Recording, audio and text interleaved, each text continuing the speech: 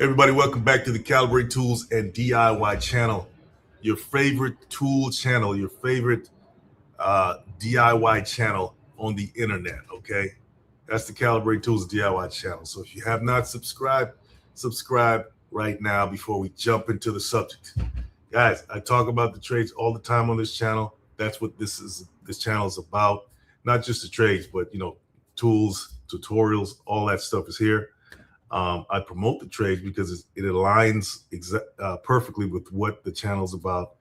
And one of the missions of the channel is to wake people up again and take the stigma off of the trades, take the stigma off of using your hands to make a living, okay? Because you can make a very good living. So I try to stick to the script, okay? Nothing against college, nothing against four-year degrees if you do it in a smart way. A lot of times it's just a trap to get you into debt and make your life miserable, having that debt over your back. You don't want that. I'm trying to get you out of that, okay? At least the young people, right? Not just young people like Target, anybody who is looking for an opportunity, but especially them because they don't know any better, right? They need direction, and that's what this channel is for, all right? In terms of going into the trades or just simply learning how to use your hand, possibly starting your own business at some point when it comes to the trades, when it comes to using tools and all that. But in this particular live, let's take a deeper dive into what the skilled trades actually is, okay, or what they are, and just get a little better insight into what they're all about. It's to give you some more direction, okay? So how to prepare for a career in the trades, okay? So let's talk about that, right? How do you prepare for a career in the trades, guys? Let's see here, okay?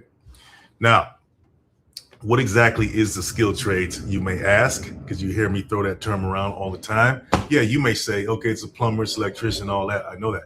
Yeah, those are trades that are definitely part of the skilled trades, but let's get a better definition of what they are. And they fall into really four categories, okay? You have the construction trades, you have the mechanical and industrial trades, and you have the service trades and the transportation trades. So you have four categories that comprise the skilled trades. Construction trades, that's pretty obvious, right? You have the carpenters, plumbers, electricians, iron workers, masons, roofers, anybody that builds and renovates buildings, homes, commercial buildings, schools, hospitals, structures, right?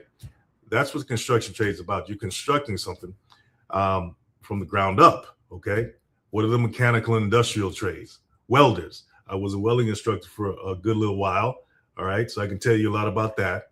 Machinists, pipe fitters, millwrights. Now, what's a millwright? What fancy word is that? What does that mean? What is a millwright? A millwright is a highly skilled industrial mechanic, okay? They install, they dismantle, they maintain, they repair complex machinery and heavy equipment. That's, the type of stuff you see in factories, power plants, and maybe even on some construction sites, okay? Those guys are, they're all about that technical side of this heavy machinery that you see out there, right? They're responsible for installing them and taking them apart and all of that, okay?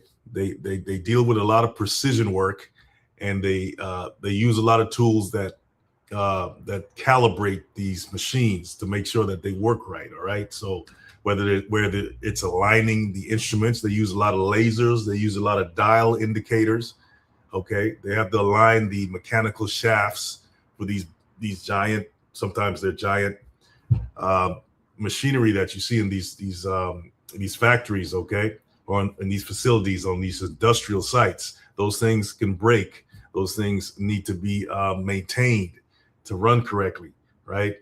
And they also need to be built as well. So they're also responsible for manufacture, at least not all sides of the manufacturing of these machines, but they're definitely responsible for installing them and making sure that they're working right. Okay, so that's what a millwright is. Didn't mean to go off on a tangent on millwrights, but yeah, if you were wondering, okay. And industrial maintenance technicians, they fall into the mechanical and industrial trades. Like I said, they have to maintain these things, right? Manufacturing plants is where you see a lot of millwrights, industrial maintenance guys, industrial mechanics, machinists, welders. Well, you see welders all over the place, even on construction sites, as well as in auto mechanic shop. You see welders there. If you're into building cars, you're definitely going to need a welder. Okay. By the way, they have 4 types of welding processes. Okay, you have MIG, TIG, flux core, and stick. Okay, that's a whole nother video on that. All right. Then you have the service trades. What are those? Well, you see a lot of these guys all over Instagram, right? Well, those are the HVAC technicians. Then you have the elevator installers. By the way, elevator installers, that's a very good career to get into. Okay, you can make some. I mean, you could make some really, really good money being an experienced elevator installer. Appliance repair specialists. Okay, they have a brother on the internet. He's the appliance repair. You know what? Let me look him up, man, because he had me on his live a while back. And I want to give him a shout out because he gave me a shot there. I definitely want to get him on. Let me see if I can find him. Give me a minute here. Let me give me a minute here. Where is he? What's my man? Mike. His name is Mike Sneed, by the way. Okay. I'm gonna get Mike on there. Let me see. Appliance repair. Let me look him up. Hold on, guys. Give me a second here. I gotta give my people a shout out, whenever I can. Yeah, appliance repair. Okay, appliance boot camp. Go check him out. Go check out his channel. Okay, appliance boot camp. All right, he's been on here for a while, giving out a lot of good information, and guy's very knowledgeable about the appliance repair world. He's kind of a tech guy, but he's also a down to earth brother. And he's out there, I think, in South Carolina, North Carolina, one of those places. But yeah, check out his content. He has some good stuff on there. Okay. So yeah, appliance repair specialists. Okay, they're part of the service trades, and then you have the telecom workers. Guys out there installing, the telecom, fiber optics, and all that stuff. Okay, by the way, I got videos that touch on all of these trades on the channel, right? At least it touches on a little piece of each one. And I deliberately designed this channel that way, not just focusing on one trade, because I want the channel to be like a hub to get experience, or at least get a bird's eye view of what some of these trades entail. And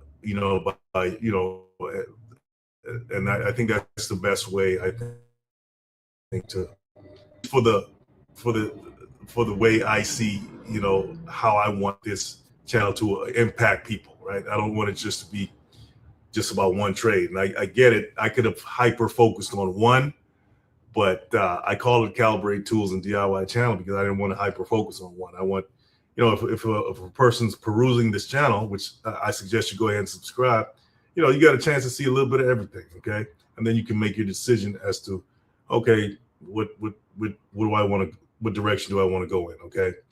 And so I have a little bit of everything as far as tools and how to use them. And whether it's a woodworking tool, whether it's a caliper, or, something like that, or a pipe bender or whatever. A welder, I got a little bit of everything. So let's go ahead, guys. Go ahead and check it out. Okay. All right. Transportation trades. Those are the diesel mechanics, the auto technicians, the aircraft mechanics, and the marine technicians. Okay. Anything that has an engine that keeps someone moving, that has to do with the transportation trades. All right. Trucking is also a trade. By the way, I've been in the trucking industry for a long time. I still truck. And let me tell you, if you're waffling on getting your CDL, I suggest to just go ahead out there and get it. I tell people all the time, you don't have to necessarily use it, but get it, because you'll never be out of work. They're always looking for truckers. They're always looking, because they need stuff to be moved, right? Robots haven't taken over the trucking industry as of yet. I mean, it's coming. but they haven't taken over yet. So, and they're always looking for people. And one of the reasons they look for people in the trucking industry is because when you have your CDL, you're not really tied to any company. You can jump around. It's almost like a freelancer, really, when you have your CDL. And the great thing about that is you can go ahead and get your own truck and get a few trucks, have a small fleet, and have a decent business going on for yourself. If you get some decent accounts, you can really pull in some good dough. You know what I'm saying? Definitely over 6 figures, right? But with the price of diesel right now at $7 to $8 a gallon, man, it's been tough. I mean, I just fueled up the other day, and I put like $400 or $500 in the tank, and man, that thing only, next thing you know, was down to a quarter of a tank. So that's, this whole deal with the Strait of Hormuz and all this whole crisis that's going on, that's causing oil prices to just skyrocket. It's just crazy, but we'll see how it turns out.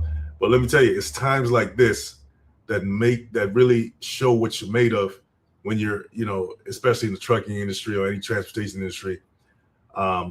Because if you can survive these hard times, like when the pandemic happened, that was another test, right? So you're always having these tests, whether it's a political thing, whether it's a natural disaster, whether it's something like the pandemic, whatever. You're going to be tested in business, right? That's going to really see how much grit you have to stick it through. And so those are the 4 categories of the trades right there. Let me go over it again. You got the construction trades. That's one category. Then you have the mechanical and industrial. Then you have the service trades, and then you have the transportation trades. All right. So why would you even want to get into the trades, right? Why? Well, number one, like I talk about all the time, the U.S. is facing a massive shortage, skilled trade shortage. Okay, about 80% of construction firms report difficulty finding qualified workers. Right, the HVAC industry alone, all right, needs hundreds of thousands of technicians over the next decade. Now I see a lot of HVAC guys on Instagram. All right, and man, they're doing all right. Right. The thing about the trades is you can create content, right? Especially if you got your own thing, and that's another hustle, or if you want to call it a career, if you're serious about it. Content pays, guys. That's why you think I'm on YouTube right now. I mean, not necessarily just get money. I'm doing it for, I want to create some impact, right? It's not necessarily about getting the few dollars that Google or whatever platform you're on may pay you. But for me, because it's not a lot, but I mean, for some people it is. They make a living doing it, but it's more of impact. It's more about impact for me than anything. Okay, and that's why I do it. So if you're all about impact and you want to reach a lot of people to show them, hey, what's opportunities are out there in the field that you're working in, the trades is great because, like I said, you can create a lot of content on it and teach a lot of people as well. All right. Okay, so this skilled trade shortage, it ain't going anywhere anytime soon until it gets filled. That's going to take a while. So that's opening up a lot of opportunity for you guys, if you're wondering. Okay, so there's work out there. It's not like you have a 4-year degree that you busted your butt over, and you get out there and you're knocking on doors and you can't even find a job, right? So you don't want to be in that position. Okay, that's the whole point of me talking about this right now. This is just another route, all right? Because time flies, and you don't necessarily want to. Every second counts, and I'm being very literal there when it comes to taking advantage of opportunities, right? When they're presented to you, okay? You may not want to get into the trades. That's fine. This is just for those who are thinking about it and may want to dip their toes in it and all of that, okay? All right. So what else? The pay is excellent. Let's talk about the numbers, right? It says the median annual salary for an electrician is around $60,000, but an experienced master electrician, they often earn 80 to 100 grand or more, right? Plumbers earn around the same. HVAC techs with experience routinely earn 60 to 80 grand. And there's a guy on Instagram. I don't know. I keep bringing that platform up, but that's why I see a lot of these guys. He said he's pulling down about 50 grand a month as an electrician. So, hey, whether that's the truth or not, I don't know. But yeah, you can definitely rack up some numbers, okay, if you get these skills under your belt. Welders in specialized sectors like pipeline, or they can earn six figures as well. And if you start your own contracting business, then there's no ceiling on what you can earn. Okay, so sky's the limit there, right? You can reach these income levels in about 4 to 5 years with zero student debt, right? So compare that to someone graduating with 50 to 100 grand in loans that they got to pay back, graduating from college, right? So yeah, you make, the picture is pretty clear there, right? And I know there's guys out there that they're saying, well, don't talk about the trade so much. You're gonna break down your body. Wait, hey, look, and I'm getting to that part, right? I never said the trade was not physically demanding, right? At least,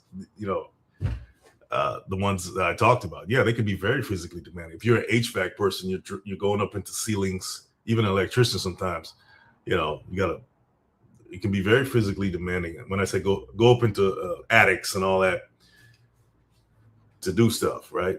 Welders, you gotta contort your body sometimes to get a certain spot. And yes, it's very physically demanding. That's why you have to stay in shape. But isn't that what you have to do anyway? So if your career is forcing you to stay in shape, isn't that a good byproduct of that career? Some careers you're sitting at a desk all day in a cubicle, maybe making $100,000 a year typing on a computer, but guess what? You're doing that for 8 hours a day sometimes. You're not getting out, you're not walking, you're not moving. So to me, that's worse, right?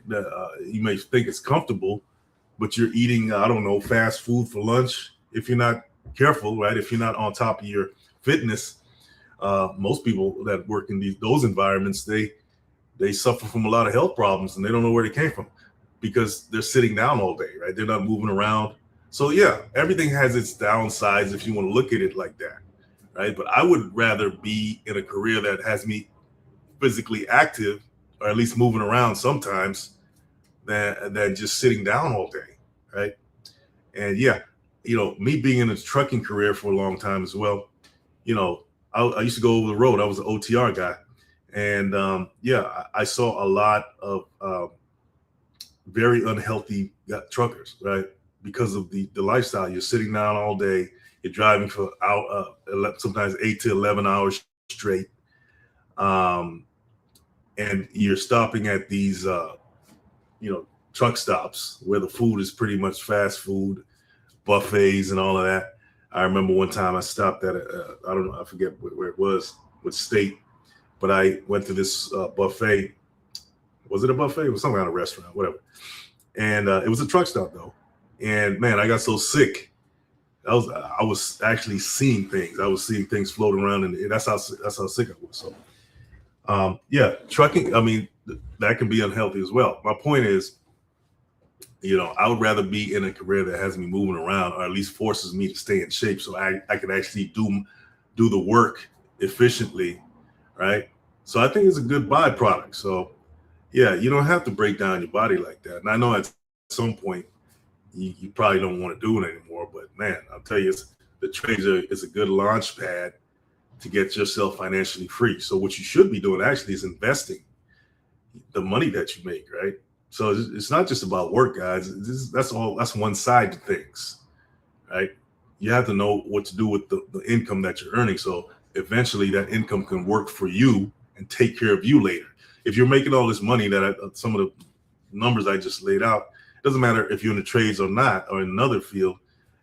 If you're not doing the right thing with your money, you're going to pay the price later. What are you doing? Are you squandering it, or are you? What you're supposed to be doing is investing your money or putting it in some financial vehicles that will take care of you later, right? That's going to kick off enough money for you to live without having to work, right? And that's the whole point of retirement and all that. But I'm not going to get into a financial conversation. I'm not financial advisor, by the way. But yeah, that's a whole nother side to it. You don't just want to work to work. You want to work smart and do the right things with your income. All right. So that's something about the numbers there. It gives you an idea that, hey, you can make very good money in the trade. And if you're like me, like I mentioned before, for me, it's all about impact. Okay. So the work has to be meaningful to you. When I get on this channel, I show you how, how this tool works and how that tool works. My goal is to get you comfortable with it, confident enough so you can do your own work, whether that's working on your house or something or whatever, using that tool. You don't have to be scared of it. Right? You don't have to be scared of tools, and you're definitely going to need tools if you're in the trades. By the way, guys, I'm coming out with a course. It's going to be called the Power Tool Mastery course. It's going to pick it up. I've compiled all my videos on power tools and packaged it so you can, you can go right to it. It could be a resource for you, and you can learn how to use any kind of tool confidently and like a pro. Okay, because I want you to be a pro every time you watch a video on this channel. You can go away saying, hey, look, okay, I know a little more now. I'm confident enough. And I appreciate you guys in my comment section that say, oh, yeah, thank you.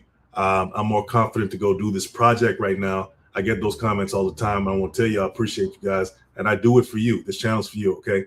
And and I'm going to keep doing it so we can all be pros and pass this knowledge down, right? All right. So, yeah, impact, guys. Once again, I'm going to stress that all the time. It's all about impact for me. And the trades if you get into it, right, whatever that is, and it doesn't have to be any of these 4 categories that I listed. You can be a computer tech, right? You can be someone that builds computers. You can be someone, the fact is you're working with your hands. And for a lot of people, that triggers something in them and they find out they're very good at it, right? They're very good at it. They're wired for it. That's one of the things that you find out, right? Once you try certain things, you'll find out that, hey, look, this is second nature to you. You're good at it. And it makes you want to do it more and more. And you get, you can create, sometimes like create a small business out of it or something, right? That's the great thing about using your head and your hands. You never know what you can create. You never know how far that could take you. All right. So if you're going to choose a trade, first ask yourself, what do you enjoy doing? Okay. Do you like messing with electronics, or do you like, kind of figure out what you like? Maybe you like working on cars or something like that. Okay. A lot of people do. Maybe like building cars, I don't know. Maybe you like working with metal. Maybe you like working with, maybe you like fire. Well, maybe you probably like welding, right? Or maybe you like fans. You take things apart. Well, maybe you want to get into HVAC, right? Or, ask yourself first which trade, because you can go, there's a lot of ways you can go in the trades there. And so if you're thinking about it, kind of figure out what you want. You may know that already. What kind of environments do you like to work in? Maybe you like being outdoors, right? So maybe you want to be in the roofing trade, or maybe heavy equipment, right? Or something like that. A lot of welding can be outdoors as well. So figure that out, right? Because you don't want to be in a trade, even though I pushed it a lot. You don't necessarily want to get into something that you find out, hey, look, it's not for me. I don't like this. When I was a welding instructor, a lot of guys came through, and gals, they came through the school, and they, some of them said, oh, nah, it's not for me. They knew that this wasn't for them, or it wasn't for them. And there's nothing wrong with that, right? Right? You find out which one you like, or which one suits you better. You might say to yourself, I don't like the trades at all. I want to get I'm into more, white collar type of work, right? I want to sit at a desk, or I don't know, I want to be a mortgage loan originator or something like that, right? Or, I don't know. So, but the goal is just to, find out, right? To see where you're comfortable at, whether you like it or not, and just going about your merry business, your merry way, and whether it's sticking with it. Then once you decide which which path you want to take.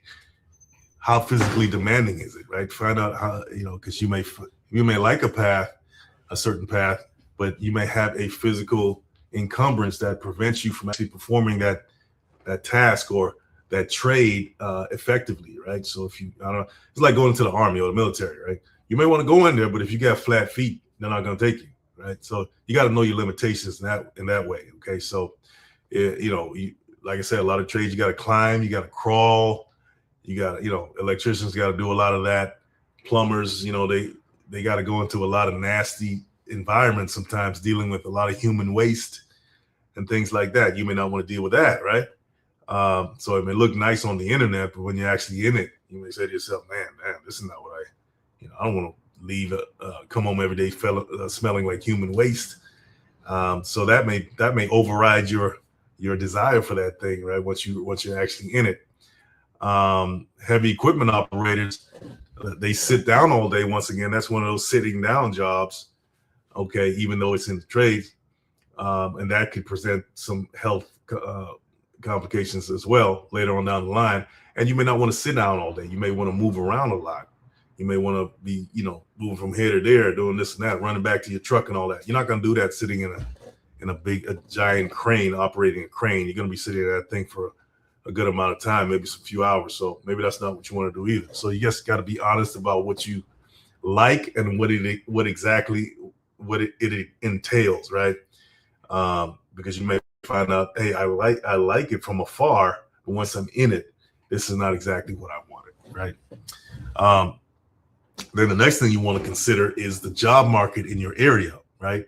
Some cities or some areas, it's booming more than others, right? So in your area, it may not be as booming, but it may be booming over there in that other area, that other city, or maybe that other state, which may require you, if you're really dedicated to it, to get up and move from where you are. And guys, there's nothing wrong with getting up and moving from where you are. Okay, I think that's a sign of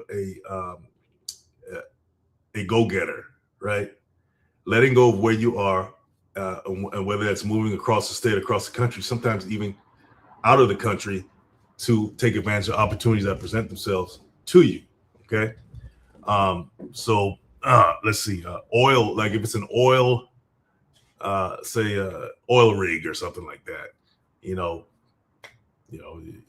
you want to make that oil rig money, you have to move, right? Because it's not, they're in certain locales, certain places. They're not everywhere. Pipe fitters, they work on oil rigs a lot, refineries, things like that. So yeah, you just got to figure that out. So let's talk about some of the pathways to get into the trades. Number one is apprenticeships. Most people have heard of being an apprentice, right? That's pretty much the main way. Okay, they call it the gold standard of getting into the trade. So apprenticeship programs, they can range from about 3 to 5 years. Great thing about those is that you earn while you learn, right? So you'll work under, let's say, a journeyman, an experienced journeyman, someone who's been in the trade for a long time. And then you would probably have to attend certain classes as well as you work under this person. Or persons, you take these technical classes along the way, and it could be at a community college. It could even be at the trade facility itself. I did a video on, I forget, what was that? Having to do with metal. And I took you guys in the video, to the facility where they teach it. So you want to check that one out. I should have had that reference so I could tell you, but it's on the channel, guys. You'll eventually find it as you keep scrolling and watching all my videos and liking and subscribing. Yeah. So, so apprenticeships. Okay. So about 3 to 5 year programs. All right. You probably earn around 40 to 50% of what the journeyman himself is earning. And your training costs are often covered. You eventually graduate as a fully qualified journeyman without any debt. Okay. No college degree debt. And you can go on from there. Right. And then you probably have to go to like a union hall to pick up work. And then away you go into the world of whatever trade you're in. So that's apprenticeships, right? Great thing about that is that you're actually in the thick of things. You're actually learning and earning at the same time, right? So you're right there. So I think that's the best path if you can get into an apprenticeship program. Then you have vocational and technical schools, all right? Community colleges and technical schools, they offer certification programs, maybe about sometimes 6 months to 2 years, that they give you pretty much the basic skills and credentials to get your foot in the door, right? But the thing about that is you want to make sure that you research these schools and make sure that they're accredited, right? And that not just accredited, but that they have good connections with employers, right? And so when you get out, or they can connect you and set you up. And now a good school is going to have all this set up already. They're going to be connected with these employers because these companies, a lot of times it just makes sense for them to be connected with the school. So it's like a pipeline. It's an easy pipeline for them. They can, when I was a welding instructor at the facility that I was at, they brought in a lot of companies to talk to the students, which was great. They brought in a lot of union people from the different trades to come in and talk to the students and give, then, you had a chance to connect right there, right in the classroom with these people that came in to talk, because, it works for, it just one hand feeds the other, right? They need workers, they need people, and you need work. So, that was the great thing about that. So you want to research these schools to make sure they have all these things in place for you. Okay. And if you can, talk to some of the people that have graduated from some of the schools that you're looking at and see what their reviews are on the school, right? Because some may say, oh man, that was a waste of time, right? Or some may say, yeah, man, I got a job right out of there. They hooked me up right in there. So I had a job before I even graduated, right? So things like that, right? If you're hearing things like that, then you know that it's probably a decent place to go, right? Because there's a lot of people out there that have these educational institutions that are not, they just have all about the money, right? They just want to get your money and then bounce out, or throw you out to the wolves to make sure, go fend for yourself. Okay. Here's a path that a lot of people, may take advantage of if they're in the military, right? So if you're in the military, you already know, if you've done your research, that they train you as well for some of these trades in there, whether it's HVAC, a lot of heavy equipment people have been in there, came out of the military with experience, mechanics, construction people, basically all the trades, and they're transferable skills. That's the thing, right? You come out of there, did your time, and you have a transferable skill. When I was in there, I didn't necessarily get a transferable skill. I was infantry, right? But they do teach you how to take somebody out. That's what they will teach you. All right. But it will, it can, if you choose to go that route. It's already, the work ethic thing is already built into the program. So you already have that work ethic. So, and if you're smart with it and you happen to find yourself in there, you get my drift. If you happen to find yourself in there because you made that choice, take advantage of the opportunities they have in there while you're in there. So when you do get out, you have a transferable skill, and you can hit the ground running. Okay. You don't want to go in there and not come out and just not know nothing, right? Not know anything. So yeah, take advantage of the opportunities if you're in there. All right. Then they have the last pathway to get into the trades is direct entry or helper position. So you can apply to be a helper or a laborer, okay, with a contractor, right? So if you're, if you have that grit in you, you just go to a contractor somewhere and say, listen, I need work. I can help you out. You can, but you have to be willing to start at the bottom, right? You may have to sweep floors for a minute. You may have to just be the guy, the water guy, right? Just moving materials around, handing people tools, whatever they need. Good thing about it is you're learning from the ground up, okay? You're not letting that ego get in your way, because people notice these things, right? If you're that willing to do the most menial of tasks, and without any hesitation and with a smile on your face, because you have a bigger goal, that can get you a lot further than some people that actually go to some of these programs, right? So but you have to know that going in, it's not going to be a glamorous thing, but I'm pretty sure you already know that, because most trades are not glamorous anyway. But you got your foot in the door, and that's a good thing. Okay. And that tells something about your character if you're willing to work hard. Um, and because people notice that.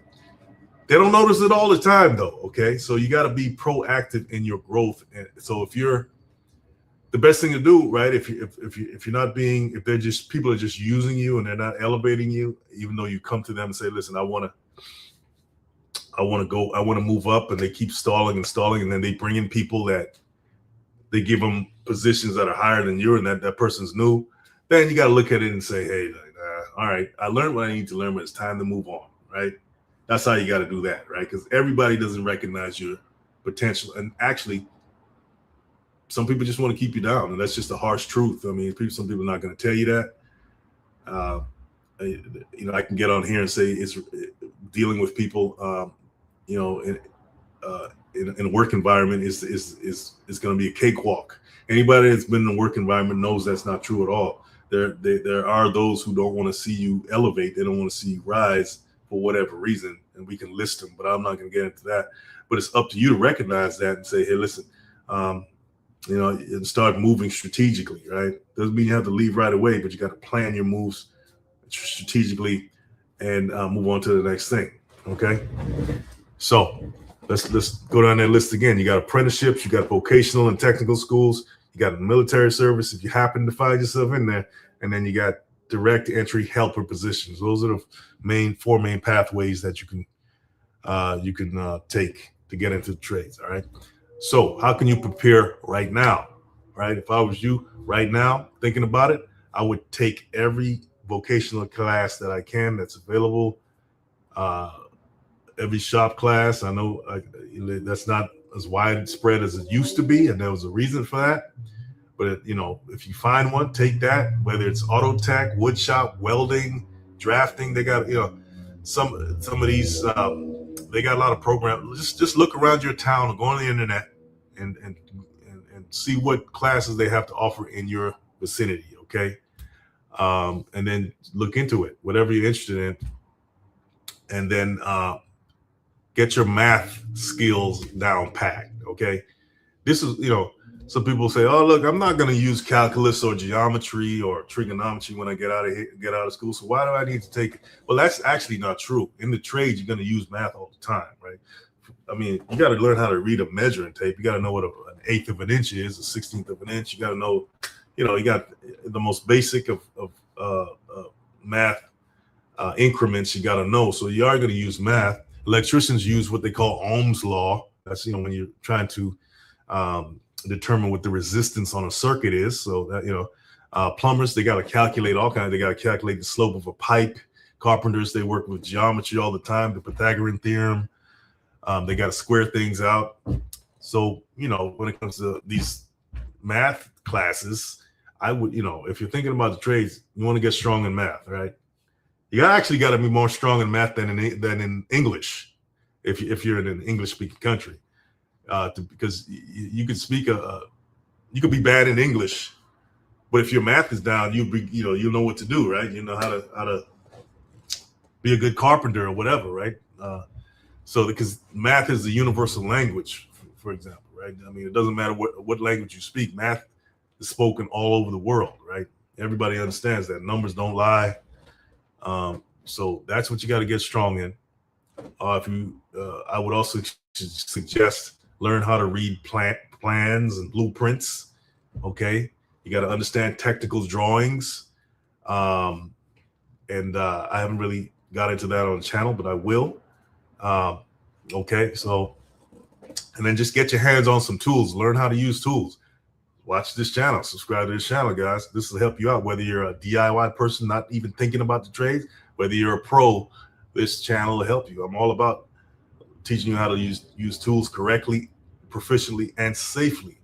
Okay, because if you don't know how to use tools, forget about being in the trades, right?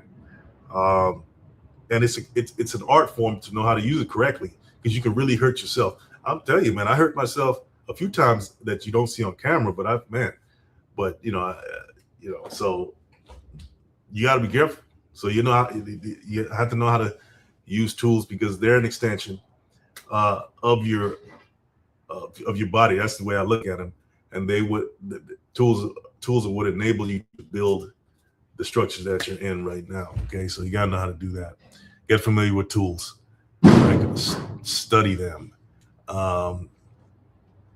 All right, so it says ask questions and shadow people on the job. It says reach out to a local tradesperson and ask if you can follow them for a day. All right, if you're willing to do this stuff. All right, most people, a lot of tradesmen, they're proud of their work and they can't wait to show it off. Right, so they'll be willing to show you, oh, look what I built, look what I did, this is how you do this, is that, you do that. Because a lot of times the tradesman they're working by themselves, and a lot of them are willing to teach, and they can't wait to talk to somebody who's willing to learn something. And so if you know somebody, whether that's a relative, friend, or I don't know, just you can go to a contract and say, listen, I want to shadow you and learn the skill from there, right? Okay. Then you want to research the licensing and certifications that you need. So every trade has a licensing structure, okay, whether it's apprenticeship, journeyman, or master, okay, and each one has exams at each level. So an HVAC tech, they need what they call an EPA 608 certification, if I'm not mistaken. Correct me in the comments if I'm wrong. Welders, they earn the American Welding Society credentials, and that's comes out. They'll ship you a card. It looks like this. Okay, American Welding Society, and then on the back you have your name, and then you have your number, okay, your cert number, and all of that. So, yeah, every trade has its own credentials. So you want to find out what they are for your particular trade, and that'll help you plan out to get them right, so you can actually work in the thing. And then once again, like I said before, you want to build your fitness up, right? You want to build your work ethic up if you don't have it yet. If you don't have a work ethic, forget it. Okay. If you want to be successful, because it's going to definitely demand it, right? Because if you're working on a job, it may be more than 8 hours, right? Or it may be longer than you expected. So you have to train your mind to not even think about time. You want to not think about hours. You want to think about scope of work and milestones along the way that need to be completed before you're able to go home. That's how you want to train your mind for pretty much, I would say, in life period, right? Rather than thinking about watching the clock all the time, right? You're going to be very miserable if you're watching the clock, I'm telling you. So you got to get that mentality out of you and think about, okay, this needs to be done by this time. This task needs to be finished. That's it. And then move on to the next task, okay? The fitness part, I explained that already. You got to stay fit. So I suggest, start a workout program or some kind of fitness program, because the trades can be very physically demanding. You don't want to get into something that you're not prepared for. Okay. One of the biggest misconceptions about the trades is that there's a ceiling, and there isn't. I said that already as well. You can start as an apprentice, right? Earn apprentice wages, then work your way up to a journeyman, right? Make that journeyman money. You can work your way up to what they call a foreman or a superintendent, and they're the ones that oversee the crews and they manage the projects. And then you can pursue your master's license. That'll allow you to pull permits and to take on more complex work. Okay. And then there's the ultimate path, like I stress all the time, of starting your own business. All right. So a licensed master electrician or plumbing contractor running their own shop has virtually no income ceiling. Many successful contractors earn well into the six figures, and you hire apprentices, you bid on projects, and you build companies. Right? Hey, that's the level you want to be at. That you want to build something of your own. Okay, there's no ceiling. Why put a ceiling on yourself? If you're that inclined, everybody's not inclined. Some people just like, okay, I'm gonna be a journeyman. I'm good. I'm getting my 401k built up and come home to the wife and kids and all that. That's great, right? Nothing wrong with that. Nobody's forcing you to jump to these levels. You determine where you want to be. Point is, that these are opportunities that you can climb to. Okay, and just remember that the trades, it's not an end all be all, right? I just see it as a very good opportunity in this environment, right?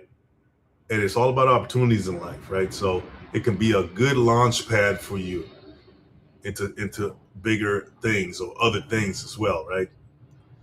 Whether it's you can earn enough money to get you some real estate or invest your money into different financial investments, financial vehicles, and build your wealth that way, because you definitely you got to build wealth in the capitalist system, and that's the only way you can survive. So think of the wealth that you build as the boat that's going to keep you afloat, right, on the turbulent waters of inflation and war and political instability. Okay, skills, guys. All right. Anyway, that's it for tonight. Hope you got something out of this. Oh, all right. Garden Moss. Hey, Garden Moss. Painters. Yes, that's a good one. Didn't see that one. Yeah, painters can do very well themselves. All right. Claudia Dottie, 143. Hey, makes sense. Yeah, absolutely does. Garden Moss says appreciate it. Hey, anybody watching in the replay, appreciate you. Don't forget to subscribe and check out the links below to support the channel as well. Look out for Power Tool Mastery just for you, okay? I want you guys to be pros at using tools, so when you go out there and get a skill trade, you'll already be prepared. Okay? And so anyway, guys, I appreciate you. You take care and be safe.